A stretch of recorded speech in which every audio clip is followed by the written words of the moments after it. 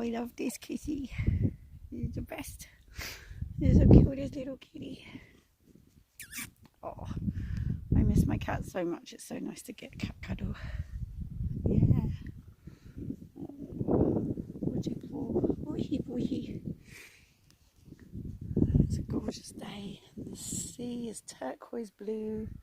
I'm going to go for a swim. Yeah, Easter is a very magic time of year. It's one of the really sacred holy days, and it's the time for really letting go, letting die what doesn't serve you, and then rebirthing, resurrecting what is right. So it is a time for fasting. For the reason why we have Lent is to really reset. And I didn't do Lent. I feel like I need a bit of a reset right now. I've been, going through the massive overhaul change that is my life, being completely flipped and turned into something else, which has been amazing, a huge transformation. I've had the death card this week, which has been apt, and yeah, my life in England has died. It's dead. Now I have a new life here, and now I have this life here. It's about getting in integrity with all the things that are important to me, like exercising and just making sure I'm working hard enough to earn the money that I need to earn and things like that, because I've been kind of like in a sort of debauchery place, which has been fair enough, but now it's like, now I've got to get myself together, really get me act together. So yeah, all good. Just perfect time of year to really start thinking about what I want to do. And I did a meditation on Friday where I wore a mask, an eye mask, and I let myself just die. And I just thought about all the things that I needed to say goodbye to that didn't serve me anymore. And then I held that over the weekend, and then on Sunday yesterday I lit a candle and I just lay there and meditated with a face mask on, and thought about all the things that I was welcoming into my life that now made me happy, that I was welcoming in. And it was wonderful. And when I finished, I peeled the mask off and it was black, so I've got this perfect black mask, which is like my shadow stuff that I'm leaving behind. And then I've got an egg that I painted with the sun at the full moon ceremony. So that's the sigil that I pulled. It was all about being big and bright and being my biggest, brightest self. So I'm going to take that and bury them both together, bury the shadow side and bury the egg with the sun on it, to celebrate me shining bright and being in a new life, a new world. Happy Easter. So it's springtime, and the archetype of spring I talked about yesterday, but I mean, it's just so beautiful. Look at all the colours and everything just puffy and blossoming and coming to life. It's beautiful, and the blackthorn blossom smells beautiful. It's a lovely smell. It's not quite as strong, acrid. It's a bumblebee. Yeah, it's not quite as acrid smelling as hawthorn, which is actually the smell of rotting flesh, because they attract carrion flies.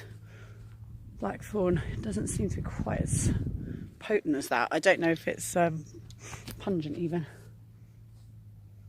Yeah, it's a similar kind of smell, but it doesn't smell quite as rotten. Yeah, this path is just beautiful. All of the yellow flowers and bluebells are out, and this is all archetypal.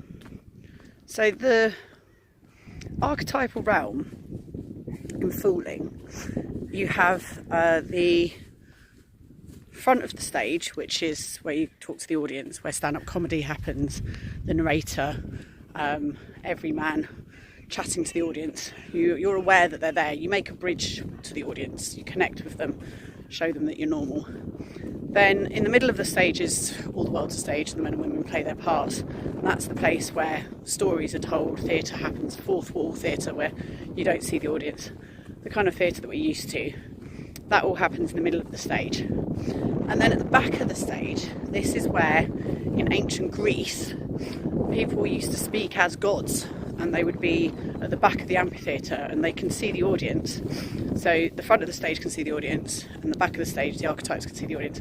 The fourth wall theatre people can't see the audience. So you are able to see the audience, and you are gods. You know, you are speaking as gods, you're channeling gods.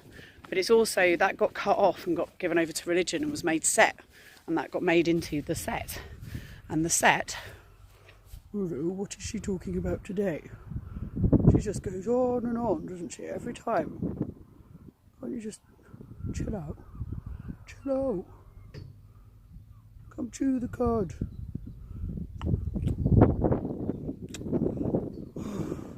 Gosh, natter. She's never stopped. Don't ever stop, do I? I'm so sorry. It's nice to see you. Hello. Hello, the cows. So the back of the stage got cut off and was made set and was given to religion, and yeah, they got to nick all of the archetypal stuff. And you think about like being in a Catholic church, and you've got the incense and the stained glass windows and the costumes and the music and how theatrical that all is. That's archetypal theatre. It's the same as ceremony, witchcraft, magic, you know, Stonehenge. That's utilising archetypal theatre and performance, which is the most sacred part of theatre. It's the most sacred part of life, of the universe and everything.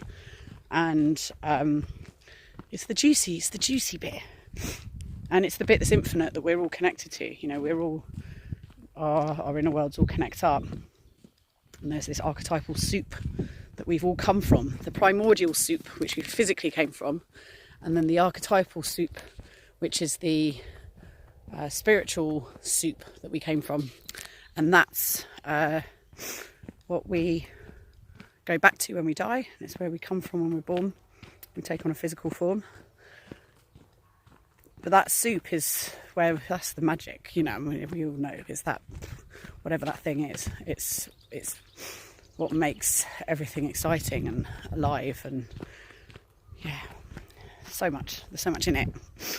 And in theatre, it's the bit that, you know, when the atmosphere arrives, or when the feeling really drops into the audience, everyone feels that thing at the same time. They begin to cry, or yeah, they can feel that they're witnessing something sublime. And in Fooling, you go back into the archetypal realm. There'll be touch papers in the play, like you'll set something up with the audience, and then you go into a play, and then there'll be some sort of touch paper that just feels like you want to spring back into the archetypal realm, and you found the kind of essence, the core of what it is that you're doing, what the quest is you're on, the quest eye on, what question you're asking. And then you go into the archetypal realm and you channel, you let something come through. And it's not necessarily words, it could be a feeling, atmosphere, whatever it is, and you let it arrive. And then you go back into the play, having been archetypal, having spent some time archetypally connecting, and that informs the play then. And then you come back and talk to the audience, having been informed by that journey. And then you go back into the audience, and you are an audience member again. But you'll never be the same as a normal audience member, because they saw you go and do the journey.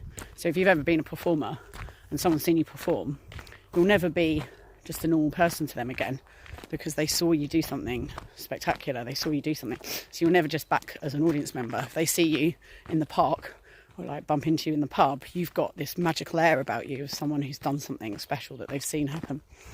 So like that's the Fool's journey, and the archetypal realm's the kind of juicy bit at the back. So yeah, we're all surrounded by it at all times. We've got the outer world that we're living in, and then there's this inner world connection to it. So yeah, I'm going to go bury my egg, and I'm going to bury this mask that I've made, this black mask. That's my shadow self, and that feels like an archetype. You know, it's an archetypal thing to do. Ceremony is archetypal.